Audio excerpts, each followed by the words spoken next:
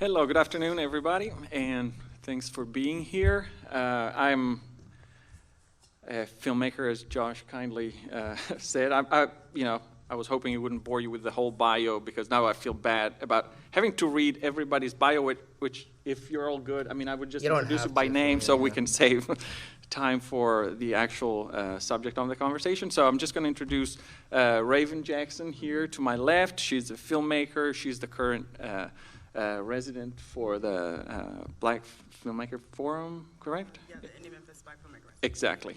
And Jordan Danelz, local filmmaker. You know, if you read his bio, I mean, you'll know that any kind of job that, exists, he's done it, and he's one of the champions of the local film scene. And Waheed Waheed is fine. Waheed, yes. I mean, I knew it would happen. But anyway, Waheed is another force here in the local film scene, working on narrative, documentary, commercial, corporate, and independent. So all that matters. So the subject of the panel is very broad, and I was asked to moderate it kind of last minute. So we've discussed that it's going to feel more like a conversation, and we tried to let it flow. But I'm just going to,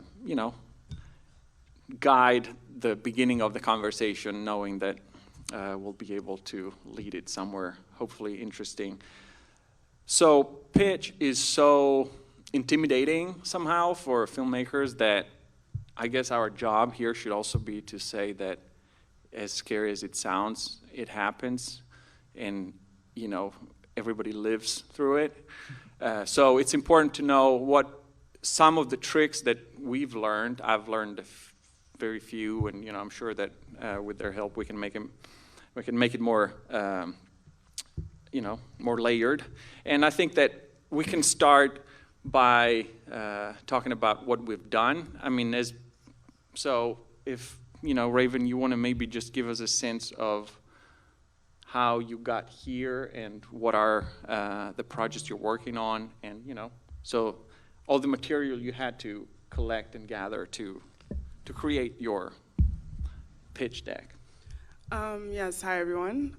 So I'm here, as was mentioned by Matteo. I am I'm part of the Indie Memphis Black Filmmaker Residency and Screenwriting. I'm the resident this year, selected by Barry Jenkins, and I'm very grateful for that. And as part of I actually just pitched my project yesterday, and a lot of the photos I showed during my pitch, I don't know if anyone was there, but a lot of the photos I showed during my pitch, hey! A lot of the photos I presented were photos that were pulled from my pitch deck, or at least different iterations of it. And as part of my process, I don't know if I'm answering your question, I'm kind of jumping into how I came right into the pitch deck, but as part of my process, it's important for me to take photos, and I think that's been a great help when we get into showing the decks. But I think that's been a great help when I send the document out to people who maybe I haven't spoken to one-on-one, or who haven't seen my short film, or who just from reading my log line don't really, because it's unconventional in a lot of ways, don't necessarily know, okay, so what does this actually look or feel like? The fact that I myself have taken these photos and I've taken them in a way that is reminiscent of how I want the world to feel, and I'm looking at the people who I want to inhabit this world, I think has been helpful when sending out the deck and when pitching it. And so, yeah. I guess in this round of handoffs, for me, I think a lot of times it takes a very long time to get financed. I think the ultimate goal of a pitch deck is to get in front of a private equity partner that goes, I love it, I want to buy it, or I want to finance it. Some sort of financial exchange occurs, and that's like where you think you've won the day. And that can take months, sometimes years. And so the great thing about a pitch deck or a show Bible is that it allows you to have something to go back to when you get lost in conversation or in thought. It also kind of allows you to have something to go back to when you start to have self-doubt. And so I think a lot of people don't kind of talk about this, but a pitch deck or a show Bible is sort of the thing that you can carry with you through like the bad times and the good times, and just know that you've got this golden thing in your pocket that somebody at some point is going to show interest in and want to help you make it. And so I would just very much view it in that way, I guess, as a starting point. I don't know how to follow that up. I mean, that was that's pretty much right there. I mean, what we're going to show you on my end of it here is for a film that I'm currently getting finances for, and this pitch deck did help me get about $120,000.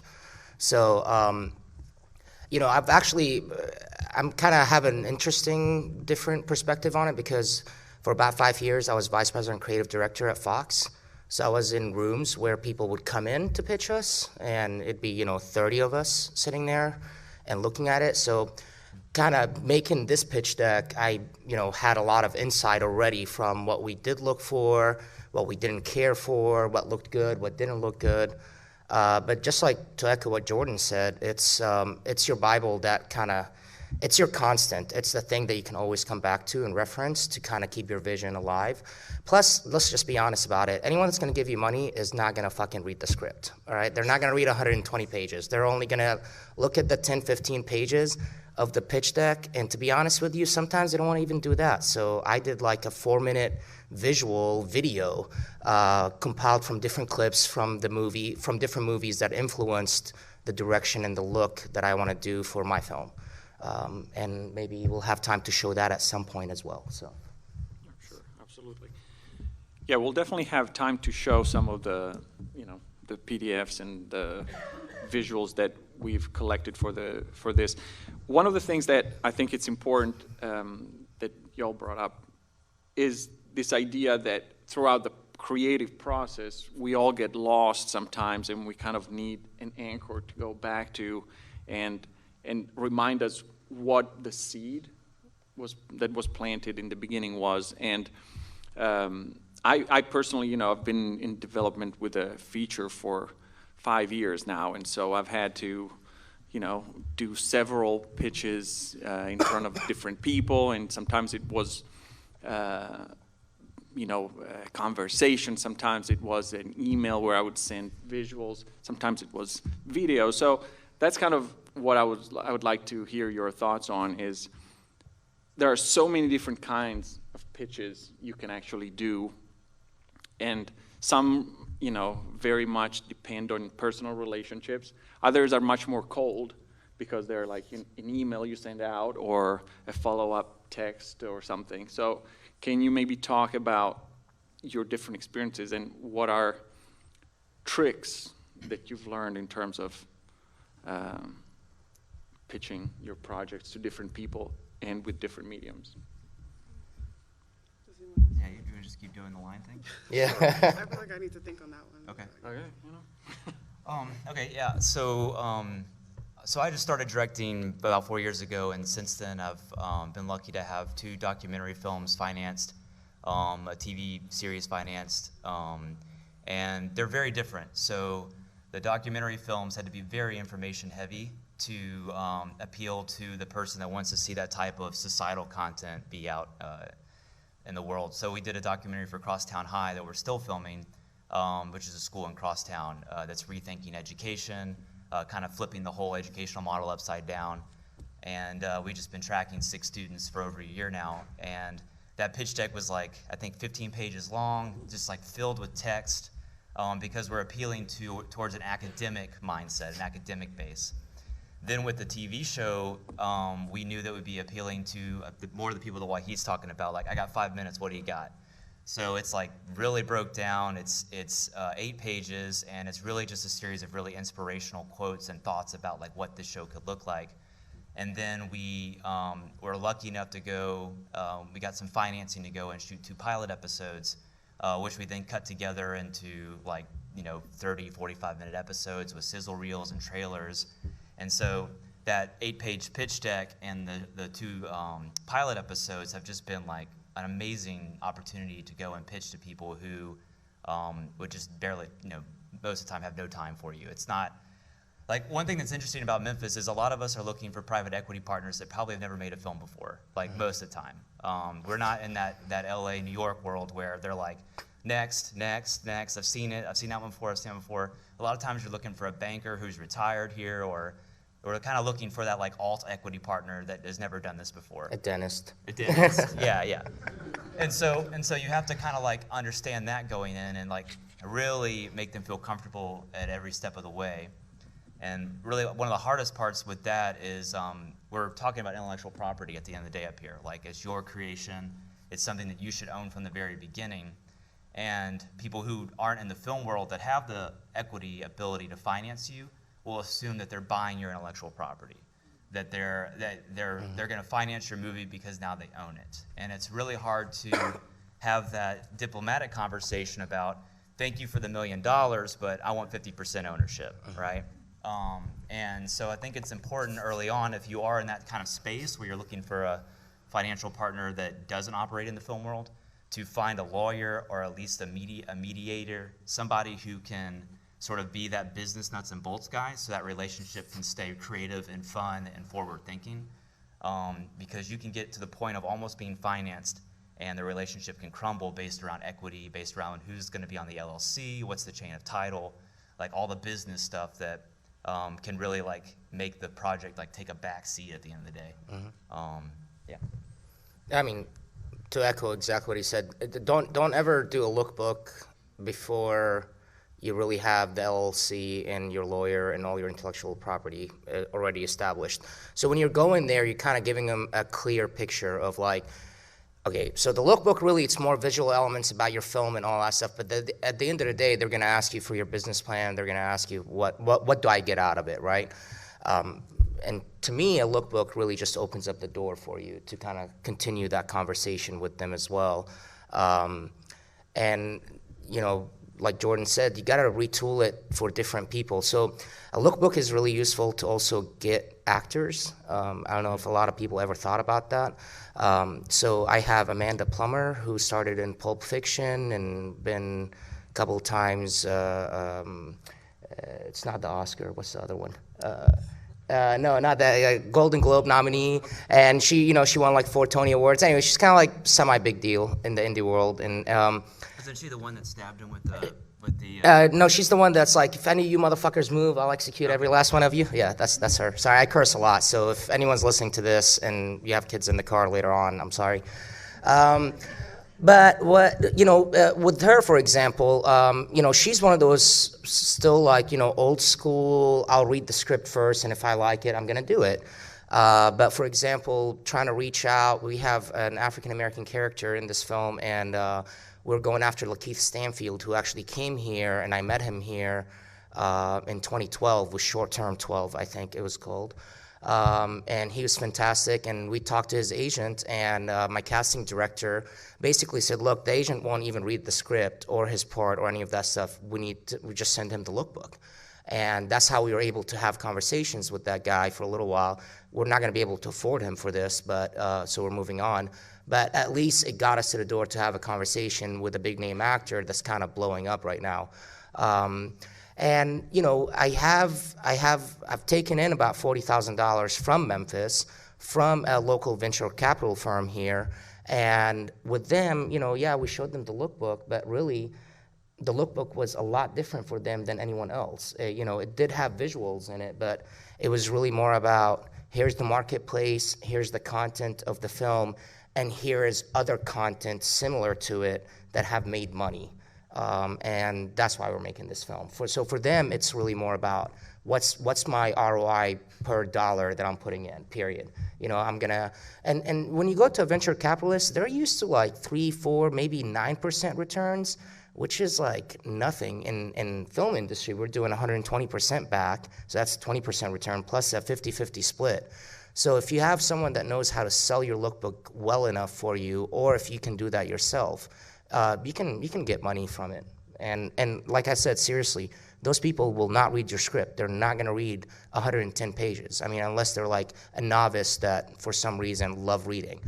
They're just not going to do it. And so the lookbook is your gateway for getting your projects made. And I think it's important, just on a simple note, to have someone outside of your team look at your lookbook and see what they get from it. My project lyrically explores the life of a Black woman through portraits or vignettes through her life. And I remember my former logline used to have the word nonlinear in it, and it is a nonlinear film. But I showed it to someone in the industry who I respect, and he said, you need to talk about what your film is, not what it isn't. And that rang really true for me. And so I think just that little note changed a lot for how people read the film when they are looking at the lookbook. And also, I have a link to a mood reel in my lookbook, a link to exploratory textural footage I've shot on Super 8. And I know that there's people who have a playlist link in their lookbook. So it's finding ways to be creative beyond just pictures to show these potential collaborators. And I think it's important to embed those links in your pitch deck if possible, because if you just send it in the email, there's a high chance that it'll get lost. At least if it's in the lookbook, the person will see it, see the slide, and likely click on it to further explore your film. Yeah, I mean, I think that at the end of the day, it's also very interesting how we have to deal with the fact that, you know, to a certain extent, we're all creatives, but it comes down to transactions and, you know, very cold interactions at times. And the project itself, like, you know, Waheed was saying, I mean, it's not always the center of the conversation, and it becomes about the personal relationships. So any anecdotes that you could share about, you know, having to pitch yourself versus your project? Because sometimes it's really that.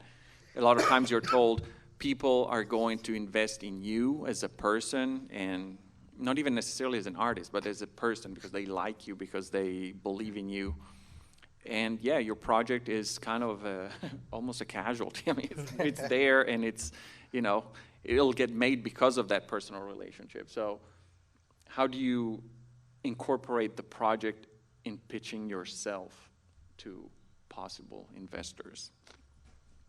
I have anecdotes, but I'm not going to share them. Yeah, I was going to say, why don't you answer your own question first? I mean, that's one perk that comes with having to moderate the last minute. I mean, I share what I want.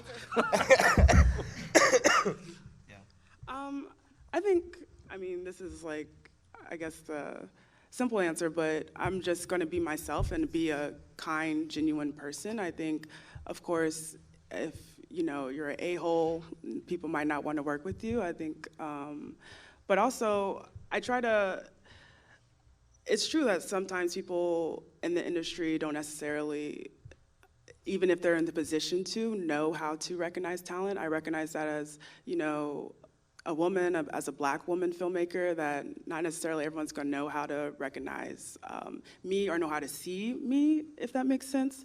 And so I think it really comes down for me as a filmmaker is that making sure I'm just being my authentic self when I'm pitching my film. Like, you know, my films in a lot of ways end up, even if it's not, you know, my story, they're very personal films, and so they're very much so linked to me. And so making sure I'm being my authentic self when I'm pitching, and if that resonates with someone, great. If not, they're just not my collaborator. I think it helps too to know what route you're going to end up going with the project. Like if you're going to go the film festival route or direct to market route. You know, if you're going to go the film festival route, you just need to have a really solid producer that has those connections, that knows how to go out to dinner with that guy at Sundance or somewhere that's going to give you that extra edge to make sure somebody sees your movie, because these film festivals are just, I don't know how they watch all the films that come at their door.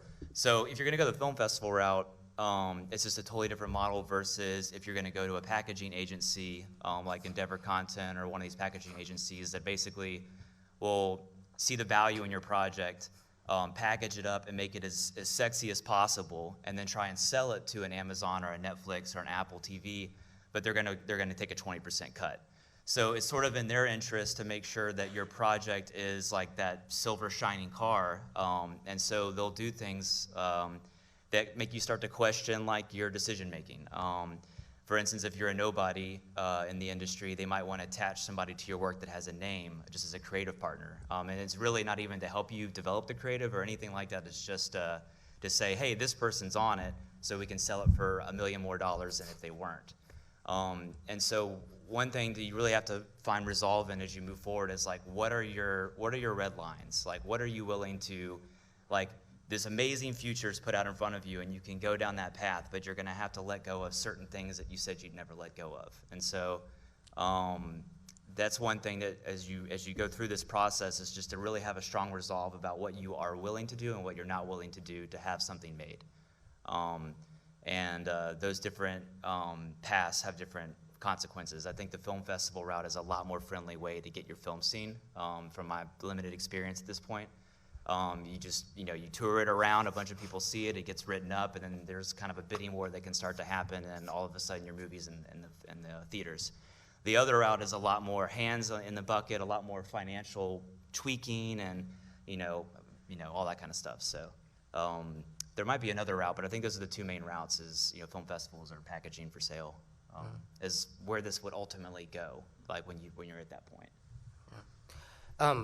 Well, I have an answer to that, but Raven, I have a question for you. Do you feel it hinders you getting through the doors because you are a black woman that's also an artist? And in ways that I probably can't see, but for sure. Do you think that, like, in a way, affects how you are for the next pitch? And how do you get your head out of that? Do you know what I'm saying? Well, I'm a black woman, and I love that I'm a black woman, so it's just, accepting the fact that, and a lot of it's unconscious bias too, and so, like I said, I'm just my organic, authentic self, and I don't think it is something I have to get out of. I think it's something I'm just aware of. Yeah.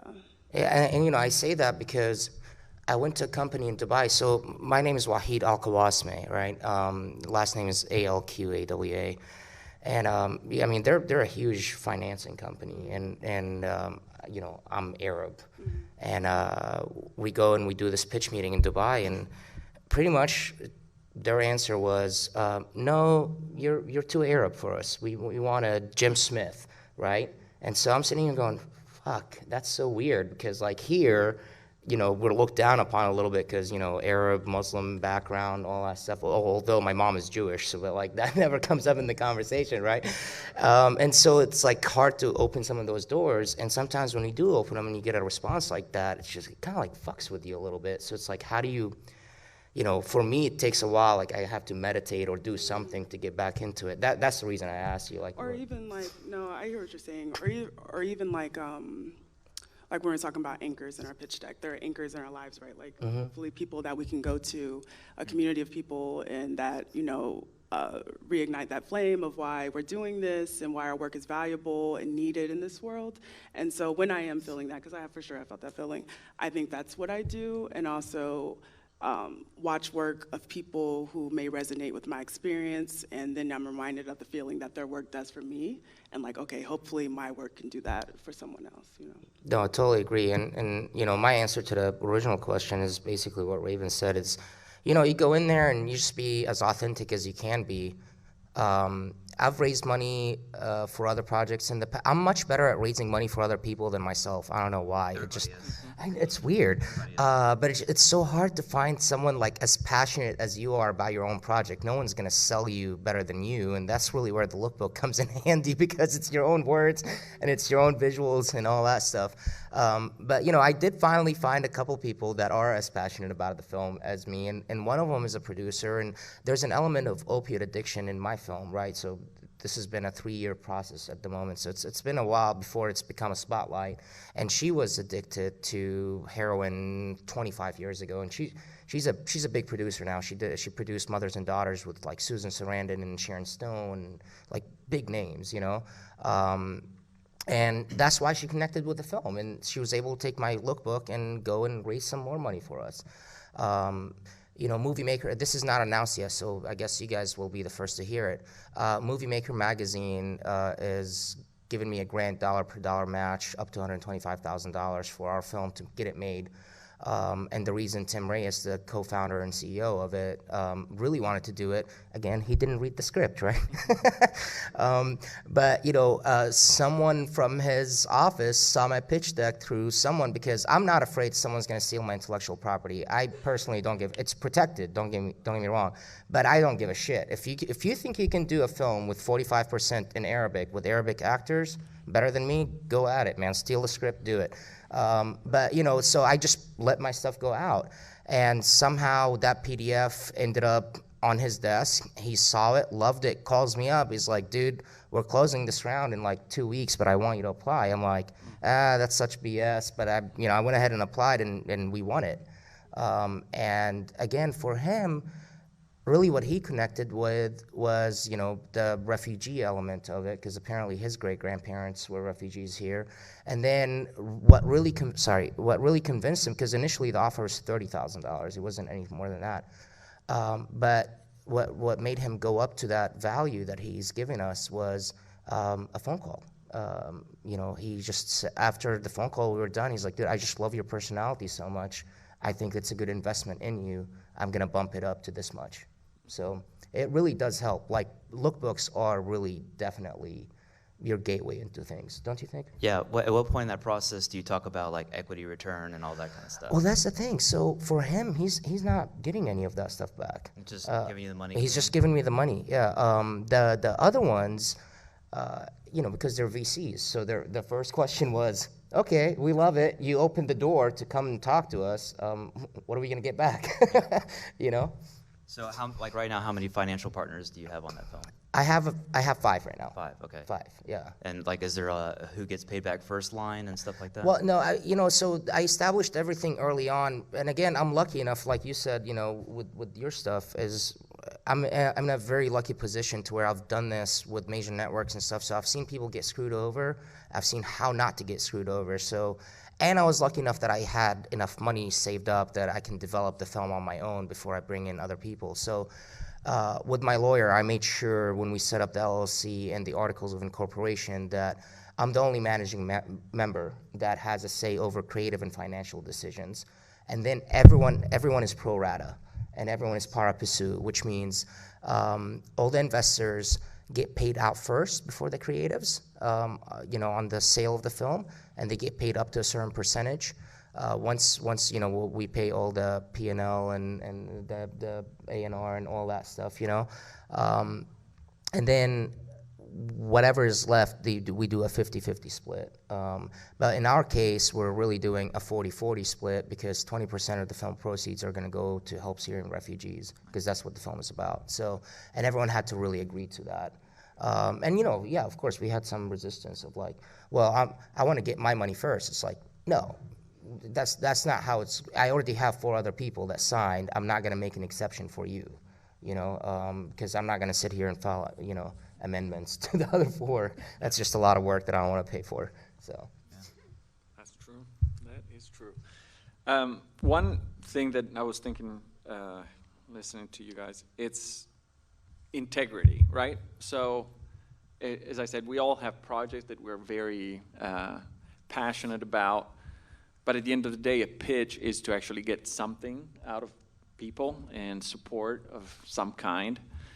And you know, you were mentioning the opioid crisis or something. So there, in any film, any project, there are so many elements that you can pitch to different people, right? And so the flexibility of the pitch has to reflect that. And so I guess let's just play this game. How much are you willing to bend your pitch to please, you know, the person that you're pitching to a certain extent? Because, you know, there's a result that needs to be achieved and accomplished by pitching somebody. So, yeah, have fun. how do you bend, Matteo? My back is done. Yeah. I mean, I think it depends on, you know, the level you're working at, right? I'm at a low budget feature, and so I'm confident that I don't need to bend that much, honestly. But in regards to how I adapt my pitch to who I'm pitching to, I would say I'm more concrete to the people I feel need that concreteness, and I'm more into the artsy, feelings with people I feel like would vibe with that. But I'm not going to say anything that feels inauthentic to the project. At this level, maybe, who knows where I'll be in 10 years, but at this level, I don't feel like I need to do that to get this film made, and I don't want to do that. But I will adapt my pitch in that I'll be more concrete depending on who I'm talking to, because my film can seem like some people may read it as experimental, and I know that's not what the film is, even though it's experimenting with form. And so I will be more concrete and grounded with certain people or producers who I might be interested in bringing on board. I guess one thing I bring to the table is, again, like doing a docu-series or a TV series that's serialized versus like a one-off movie. I think when you're pitching a movie, it's a lot more easy to stay true to the heart and the narrative and like the story you want to tell, because you can kind of self-finance it or find an equity partner to finance it and then package it and sell it. But with a TV show, the amount of money it takes to develop a 8-part series or a 10-part series is just so much higher that the likelihood of you getting full financing to go out and do an entire season of a show without a distribution deal, without a streaming deal, is like not going to happen.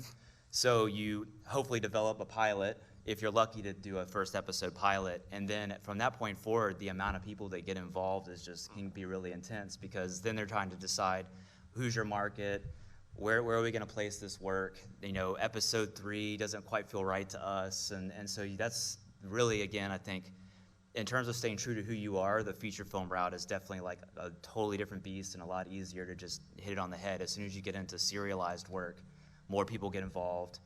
It takes a lot longer to execute on. So that's one thing to kind of take into account when you're developing your creative, is that if you have something that you want to get done quickly and you don't want a lot of people to get their hands on it, go the feature film route. Because if you start going into docu-series world, it's just a whole different beast, yeah.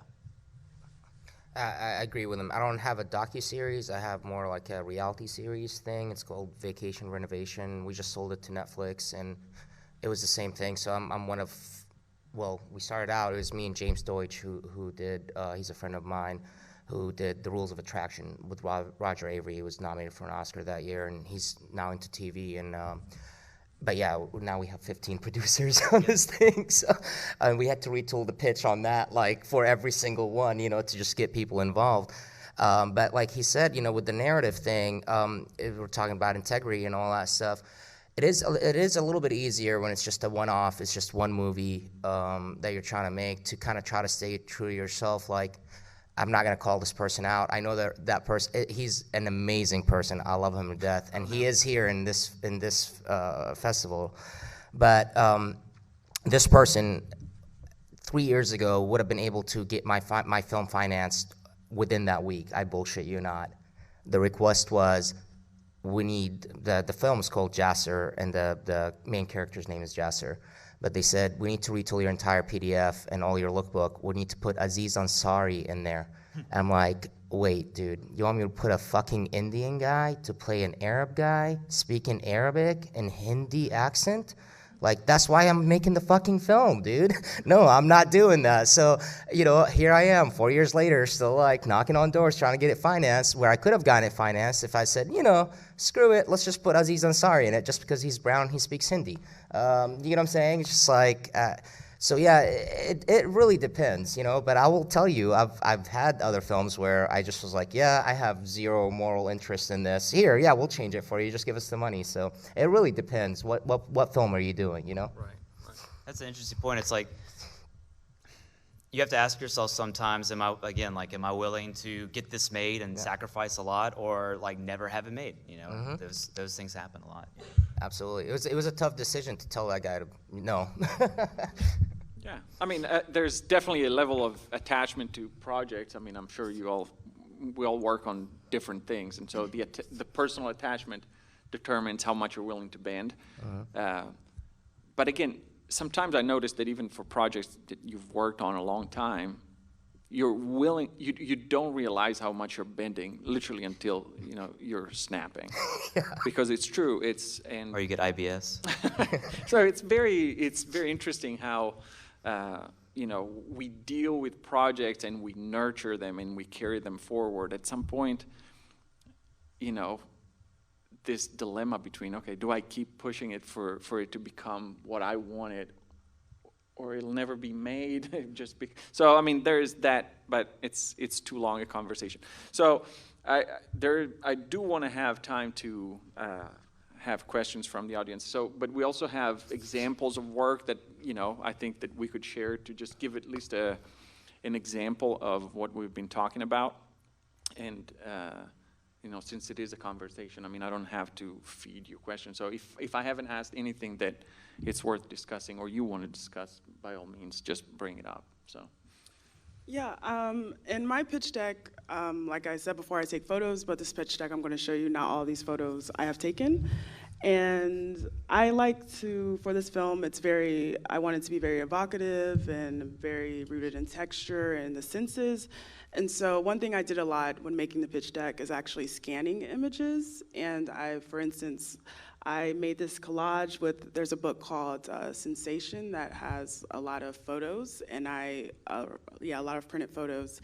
And I just played with texture, like pulling them out, and I actually took some dirt from a plant and put it over the collage, to add that richness and texture, because my film is very rooted in nature too. And so I think that's something I recommend too, like knowing what is the feeling you want the person on the other side of that computer screen who's looking at this PDF to feel, and figuring out ways to get there. Because I know, for me, I've been on, a committee to decide grants, and when I've seen, that feeling when you're in the hands of a filmmaker who really knows the vision of their film.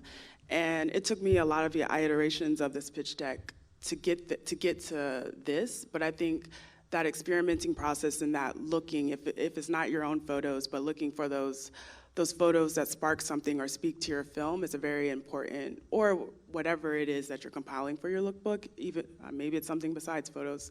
But I think it's very important to take that process seriously and to really just take that time to find, and also how does the composition of the pages in your lookbook speak to your film? I think it's really pleasing when you have a script, you have a lookbook, and maybe you have a mood reel or some other document, and they all speak to each other. It's like you're almost like, reading a song or something. I think it's really pleasing when that happens. How long is your pitch? Sorry, I'm looking at it now. How many pages? It's 24, I believe. Is there anything we can scroll and I have a that quote, you think yeah. we should look at? Yeah, like this is, I put a quote, the second one that's a Lydia Yuknovich quote, and it speaks to like the form I'm exploring in my film, like how things aren't linear, and memory, the texture of memory, which is what I'm going for. And again, this is something I scanned, so I'm a big scanner. That's brilliant. Yeah, it is. And then I have the log line early on, so you get it. But then I wanted the quote first, so it's like the door is opening, and then you're like rooted in my log line. And I know I have a director's statement in here too. Yeah, that's the director's. I can't read it from here. That says, or is that? It's a hot summer in Tennessee. What does the bottom say? Oh yeah, creative overview. And you see the dirt I scanned.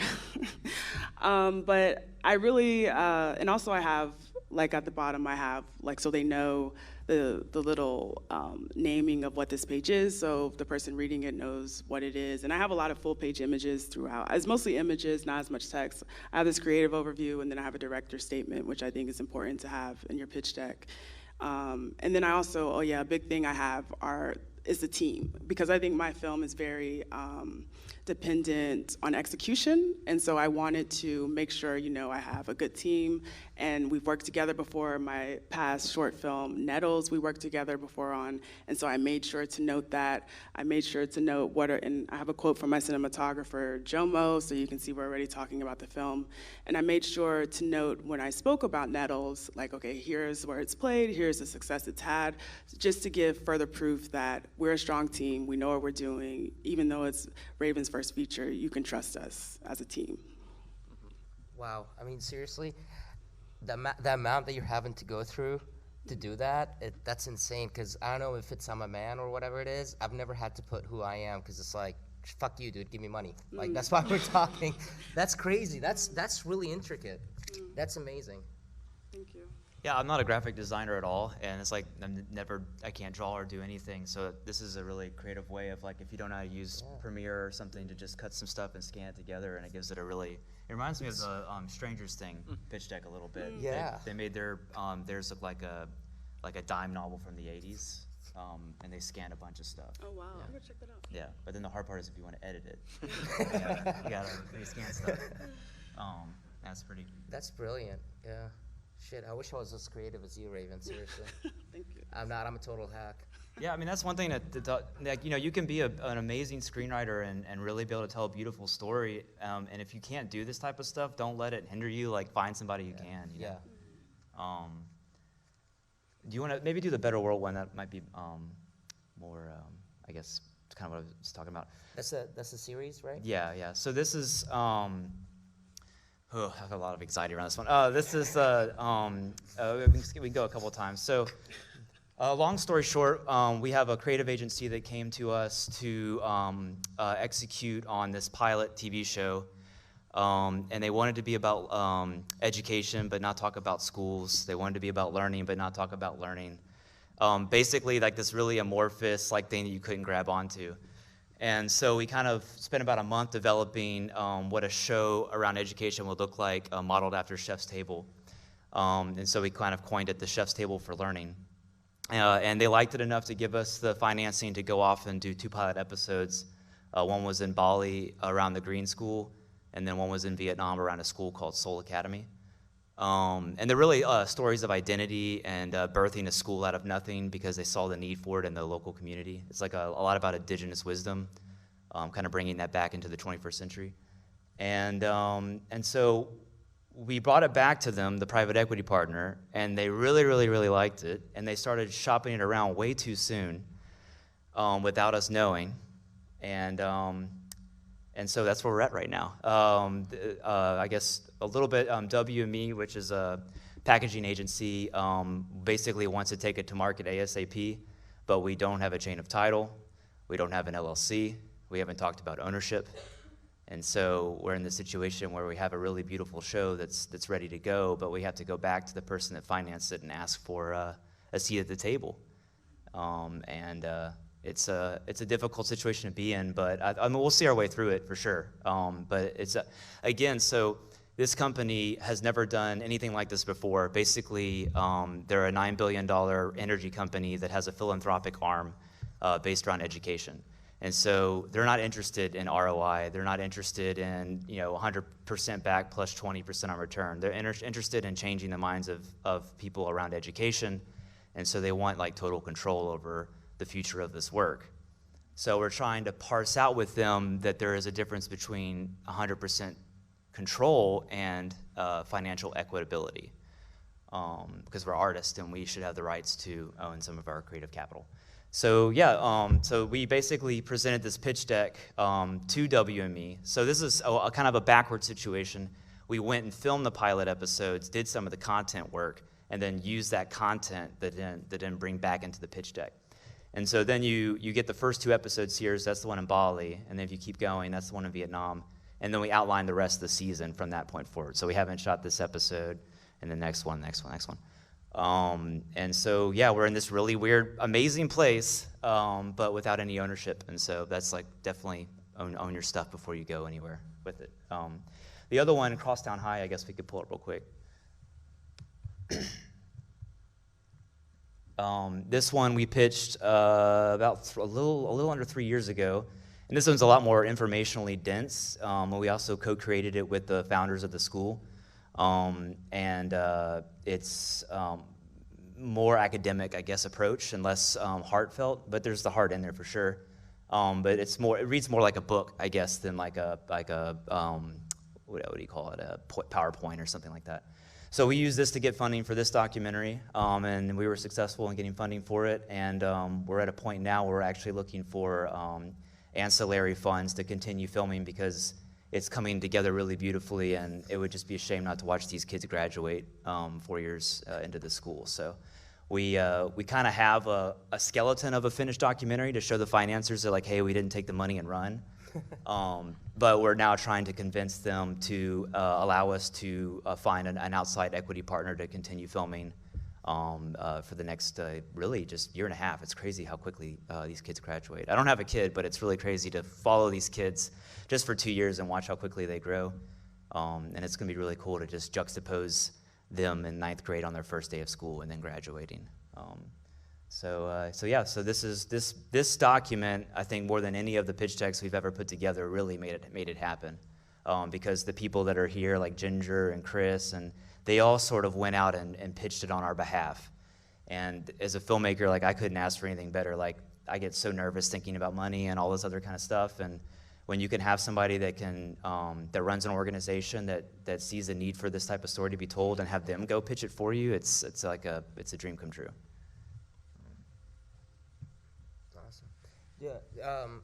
Let's go to Matteo. It would be a shame not to show your stuff. Such a shame. Yeah. I know. It's yes. So this is the lookbook for the feature film that I've been working on, that I was talking about before.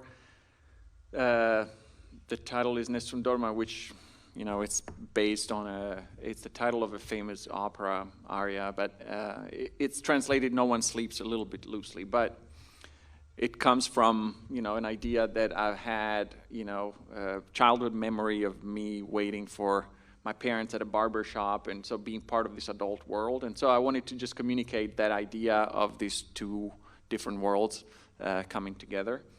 And so these are all pictures that we took from the internet because we didn't have anything at the moment. And so we structured it trying to communicate a mood through pictures and, you know, of course, highlighting the story, you know, through logline and synopsis. I mean, and yeah, Josh, you can just flip through it. I mean, like Raven was saying, you know, director's statement is something that, you know, at least makes it more personal, and so it's kind of important. The characters, describing who the main characters of the story are. Here, we didn't have a barber cast, so again, you know, an idea of this town where only old people live. So I just wanted to communicate that. We had an actress committed to the role, and so we were able to, you know, use her picture for the character of Penny. We have a child actor that we needed, and so again, at the moment of the lookbook, we didn't have anybody cast. But again, you try to communicate something through it. Going back, you know, a mood board with images and keywords that, you know, could communicate. The mermaid is part of the reason why this kid is running away and gets stuck in this old town, because he's on a search for a mermaid. So the element of the mermaid is kind of important. And again, like they were all saying before, you know, the team is key. So you try to, you know, show them that you know what you're doing. And if you don't, you have people around you who do. And so this is part of the team, you know, and then, you know, more ideas of locations that we had access to at that point, and that we've used also for a short film, because we made a short film that just wrapped, that is kind of the proof of concept for the feature. And so we had that, and so we created the poster for it just recently. And so the poster is for, you know, we focused a lot more on the mermaid idea. So the title is La Sirena, which is the mermaid. And so these are images taken from the actual shoot that happened. So hopefully that's gonna, we don't know where the short's gonna lead us, but, you know, it was a way for us to, it was part of our pitch, just to create a proof of concept and see where it would lead. Are you gonna reincorporate those images now back into Now, exactly. That's the next cool. step is just to put the lookbook and update it with images that are more current. Yeah. So It yeah. was a fun shoot.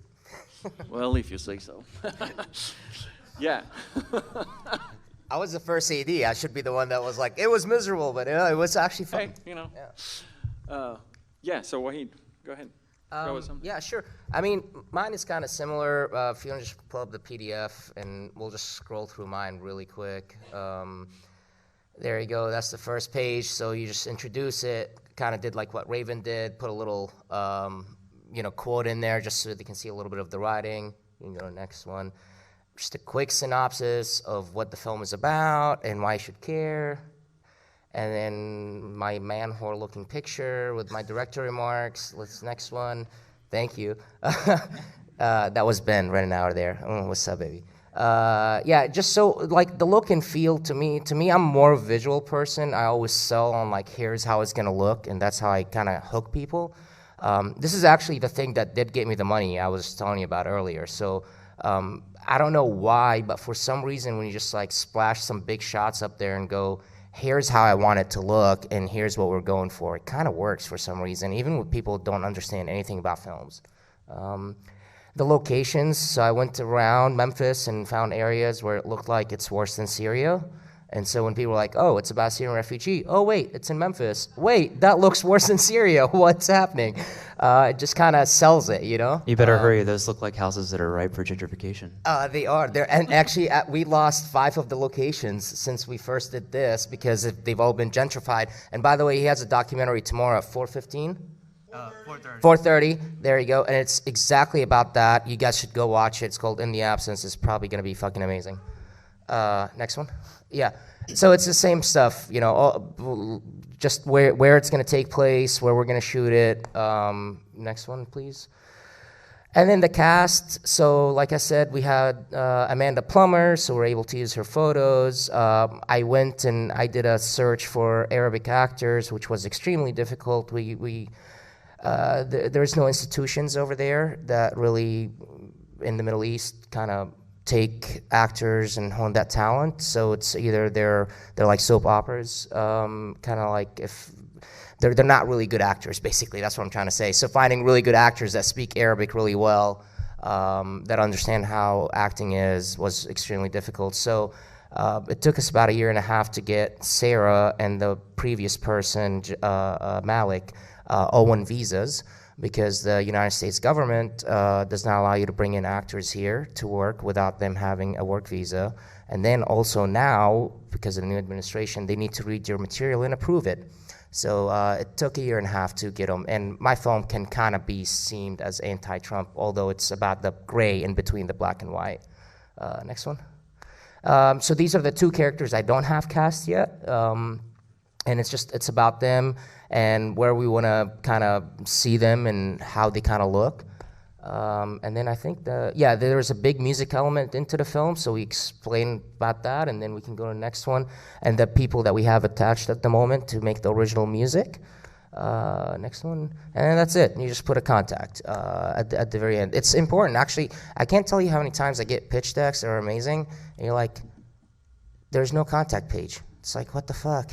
You got to give someone a way to come back to you, you know, your name, your email address, your phone number. But really, that's not like, I'm going to tell you, most people didn't even look at this. They looked at the video, and I don't want to show you the whole video. It's like, what, 5 minutes? I would maybe show like 1 minute, you know, not even like. We need to you know, have time Josh, for as soon questions. as you're bored, just stop it. So I just put this video together because you got to think about it. All right, so most of these VCs are sitting here looking at biotech companies. They're looking at all that other stuff. Even WME, like, it's funny. So when we're saying that, we're talking about William Morris Endeavor, which it's funny. We need to talk about this because we're signed by them too now. And it's crazy because most of those guys, like, they're looking at pitch decks while they're on the toilet. And so I'm like, oh, I'll just put a Vimeo link and let them watch that. Because seriously, they are so booked and they're so busy that they don't have time to look at all the materials. So that's why I did something like this that kind of like catches your attention, you know?